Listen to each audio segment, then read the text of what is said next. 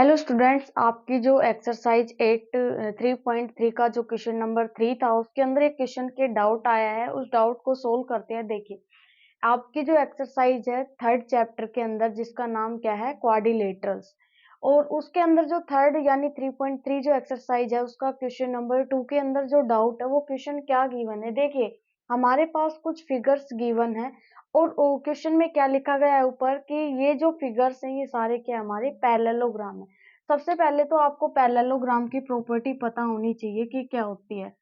Parallelogram के अंदर क्या होता है, चार साइड होती हैं। अपोजिट साइड क्या होती है पैरेललोग्राम में, इक्वल होती है। मान लीजिए मेरे पास एक पैरेललोग्राम है A B C and D. अब देखिए, अपोजिट साइड का मतलब होता है आमने सामने वाली साइड। ए बी जो साइड है वो किसके इक्वल है, सी डी साइड के इक्वल है। ए डी जो आपकी साइड है वो किसके इक्वल है, बी सी। ये फर्स्ट इसकी प्रायोरिटी है। इस पैरेललोग्राम के अंदर पहली प्रॉपर्टी है कि आमने सामने की जो साइड होती है वो क्या होती है, इक्वल होती है। सिमिलर, अगर आमने सामने की साइड इक्वल है तो आमने सामने के एंगल क्या होते हैं, इक्वल। यानी एंगल 1 के जस्ट सामने वाला एंगल कौन सा है, एंगल 2। एंगल 1 इक्वल होगा किसके, एंगल 2 के, क्योंकि अपोजिट एंगल क्या होते हैं पैरेललोग्राम में, इक्वल। सिमिलर, एंगल 3 किसके इक्वल होता है, एंगल 4 के, क्योंकि 3 के सामने वाला एंगल कौन सा है, 4 एंगल है। ये कुछ बेसिक प्रॉपर्टी है पैरेललोग्राम की। जब आप चैप्टर स्टार्टिंग के अंदर पढ़ती हैं तो ये पहली प्रॉपर्टी आती है। अब देखिए क्वेश्चन क्या है हमारे पास। देखिए, आपके पास एक पैरेललोग्राम दिया गया है जिसका नाम है A B C and D, और उसके अंदर एक एंगल मेंशन कर दिया गया है 100 डिग्री। बाकी जो एंगल है एक्स वाई और जेड, इनकी वैल्यू आपको फाइंड आउट करनी है। अब देखिए, मैंने आपको जस्ट अभी बताया है ए बी साइड किसके इक्वल होगी, सी डी साइड के इक्वल होगी। सिमिलर, ए डी साइड आपकी किसकी इक्वल होगी, बी सी के इक्वल होगी। उसी तरीके से 100 एंगल जो है वो किसके इक्वल आएगा, 100 एंगल के जो सामने वाला एंगल कौन सा है, वाई एंगल, यानी एंगल वाई के इक्वल आएगा। सिमिलर, जितना एंगल जेड आएगा उतना ही एंगल एक्स आएगा। बट अभी हमें फाइंड आउट नहीं है कि एंगल जेड कितने डिग्री का एंड एंगल एक्स कितने डिग्री का। तो सबसे पहले आप यहाँ लिख दीजिए, जितना एंगल जेड आएगा उतना ही मेरा एंगल एक्स आएगा। रीजन क्या लिखेंगे आप, रीजन लिखेंगे इन पैरेललोग्राम। पैरेललोग्राम के अंदर अपोजिट एंगल क्या होते हैं हमारे, equal. Opposite angles are equal. Clear है यहाँ से। अब देखिए क्या करना है आपको, एक और प्रॉपर्टी पढ़ते हैं हम कि जब हमारे पास दो लाइन होती है और दो लाइन पैरेलल होती है, उनको एक लाइन इंटरसेक्ट करती है, तो को इंटीरियर एंगल का सम कितना होता है, 180 डिग्री होता है। ये क्या होता है, को interior angle. Similar, A B जो साइड है मेरी वो किसके पैरेलल है, सी डी के पैरेलल है, और इनको एक लाइन इंटरसेक्ट कर रही है। कौन सी लाइन इंटरसेक्ट कर रही है, ए डी लाइन इंटरसेक्ट कर रही है। तो को इंटीरियर एंगल कौन कौन से हो गए, angle Z and angle Y. यानी एंगल जेड और एंगल वाई का सम मेरे पास कितना आना चाहिए, 180 डिग्री आना चाहिए। रीजन क्या लिखेंगे, क्यों इक्वल आना चाहिए, क्योंकि को इंटीरियर एंगल का सम क्या होता है, 180 डिग्री होता है। क्लियर है यहाँ से। अब आपको पता है एंगल वाई कितने डिग्री का है आपके पास, 100 डिग्री। आप वैल्यू रख दीजिए, angle Z plus 100 degree equals to 180 degree. मुझे एंगल जेड फाइंड आउट करना है। 100 प्लस का है, आप उधर लेके जाएंगे राइट हैंड साइड तो किसका हो जाएगा, नेगेटिव का।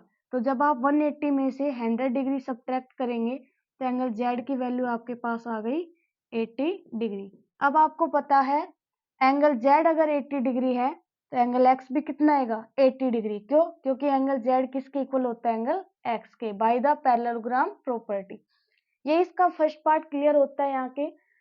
सिमिलर, सेकंड जो पार्ट है उसके अंदर भी आपको क्या करना है, सेम प्रोसेस करना है। अपोजिट साइड इक्वल लेके चलनी है एंड अपोजिट एंगल क्या लेके चलना है, इक्वल। देखिए, आप यहाँ बताइए एक्स के जस्ट सामने वाला एंगल कौन सा हो गया, वाई एंगल हो गया। यानी जितना एंगल एक्स आएगा उतना ही एंगल क्या आएगा, वाई। पैरेललोग्राम के अंदर अपोजिट साइड क्या होती है, इक्वल। सो अपोजिट एंगल भी क्या हो गए, इक्वल। 50 डिग्री के जस्ट सामने वाला एंगल, ये हमें नहीं पता क्या एंगल है, हम मान लेते हैं ये एंगल क्या है हमारा, 1। यानी 50 डिग्री का एंगल किसके इक्वल है? एंगल 1 के। एंगल 1 भी कितना डिग्री का आएगा? 50 डिग्री। यहाँ पे लिख देते हैं 50 डिग्री। क्यों? क्योंकि अपोजिट एंगल क्या होते हैं पैरेललोग्राम में? इक्वल। वही प्रॉपर्टी लिखेंगे, in parallelogram opposite angle are equal. Opposite angles are equal. Clear है यहाँ से? फिर आपको क्या करना है? एंगल एक्स की वैल्यू फाइंड आउट करनी है। मैंने अभी जस्ट बताया कि एंगल एक्स कितनी डिग्री का आएगा? एडजेसेंट एंगल्स यानी कि को इंटीरियर एंगल की वजह से इन दोनों का सम कितना होगा? 180। यानी angle x plus angle 50 degree जो आपका दिया गया है, इन दोनों का सम कितना आएगा? 180 डिग्री आना चाहिए। आपको एंगल एक्स की वैल्यू फाइंड आउट करनी है। तो 50 प्लस का है, जब आप राइट हैंड साइड लेके जाएंगे तो किसका हो जाएगा? माइनस का। और एंगल एक्स कितने डिग्री का आ गया? 130 डिग्री। आपने फाइंड आउट कर लिया है कि एंगल एक्स कितना आया है? 130 डिग्री। तो एंगल वाई भी कितना आएगा? 130 डिग्री। क्यों? क्योंकि आमने सामने के जो एंगल होते हैं पैरेललोग्राम में वो क्या होते हैं? इक्वल। अब आपने एक्स एंगल फाइंड आउट कर लिया है, वाई एंगल फाइंड आउट कर लिया है। अब आपको जेड एंगल की वैल्यू फाइंड आउट करनी है। वो किस तरीके से करेंगे? देखिए, जब हम एंगल्स के बारे में पढ़ते हैं तो एक हमने नाम सुना है कि स्ट्रेट लाइन जो होती है उसके अंदर जो एंगल होता है उसका सम कितना होता है? स्ट्रेट एंगल का सम 180। अब देखिए, मेरे पास एक स्ट्रेट लाइन है। कौन सी लाइन है? पी क्यू एक स्ट्रेट लाइन जा रही है। यानी एंगल 1 और एंगल जेड का अगर मैं सम करती हूँ तो इसका सम कितना आना चाहिए? 180 डिग्री आना चाहिए। यानी एंगल 1 और अगर जेड को हम ऐड करते हैं तो सम कितना आना चाहिए? 180 डिग्री। और जस्ट अभी मैंने आपको बताया कि एंगल 1 कितने डिग्री का आएगा? 50 डिग्री। क्यों? क्योंकि सामने वाले एंगल वर्टिकल अपोजिट एंगल क्या होते हैं? इक्वल।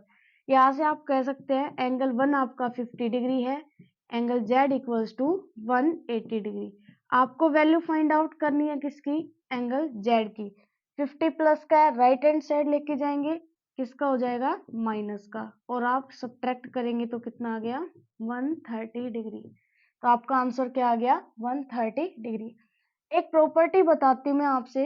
देखिए, यहाँ एंगल जेड 130 डिग्री आ गया, एंगल एक्स भी आपका क्या आया? 130 डिग्री।